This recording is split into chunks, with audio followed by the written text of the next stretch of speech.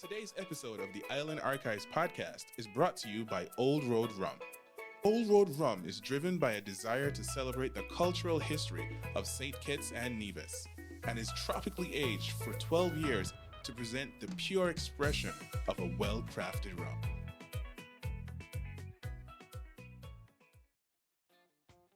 Today's episode of the Island Archive podcast will ferry us to an unassuming little island and features a humble person and his rise to international superstardom. Tim Duncan was born in St. Croix in 1976, where his mother and father's occupation were midwife and mason, respectively. His initial love as a child was for swimming, as both of his sisters competed in the sport at high levels. He particularly wanted to be like his older sister Tricia, who swam in the 1988 Summer Olympics in Seoul. He excelled at swimming, especially in the 100-meter, 200-meter, and 400-meter freestyles, and had his sights set on the 1992 Barcelona Olympics. As fate would have it, his professional swimming aspirations would take a hit after Hurricane Hugo destroyed all of the pools in St. Croix in 1989. Duncan would be forced to practice swimming in the ocean, an environment that he despised due to his mortal fear of sharks. Maybe he saw Jaws? Inspired by his brother-in-law, Duncan shifted his focus to basketball, where he averaged 25 points per game at St. Dunstan's Episcopal High School as a senior, generating attention from a host of possible collegiate suitors. He would go on to join coach Dave Odom at Wake Forest University, where he became a superstar for the Demon Deacons. In 1994, he became a top NBA draft prospect, where Lakers general manager Jerry West said that Duncan could become the number one overall pick had he left school and gone pro early.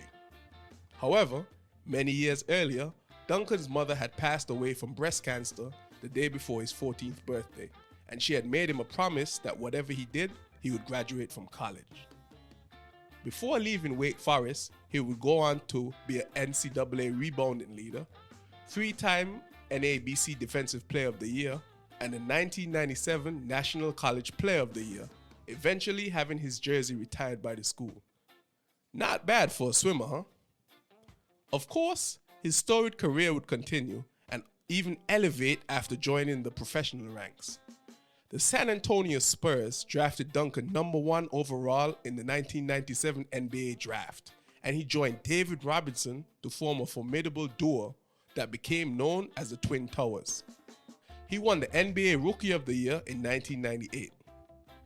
Later in his career, he would join forces with Tony Parker, Manu Ginobili, and legendary coach Greg Popovich, and dominate the next 2 decades of NBA basketball, recording a staggering 22 consecutive playoff appearances. He would go on to become a 5-time NBA champion, 3-time NBA Finals MVP, 15-time NBA All-Star, while collecting a litany of other awards.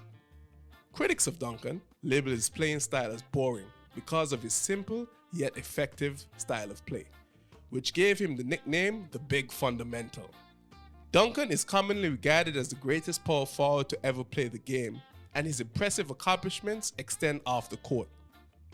He continues to raise money for charity for underprivileged children, breast and prostate cancer research, education, and youth recreation in St. Croix, San Antonio, and North Carolina. Tim Duncan is sporting royalty, and his quiet, unassuming nature, coupled with his mental toughness and leadership skills, have cemented his spot as one of the greatest and a suitable pick for the Island Archive. The Island Archive podcast is a Pelican Media Group production and is brought to you by Old Road Rum. To hear more, log on to www.islandarchive.com or check us out on all streaming platforms.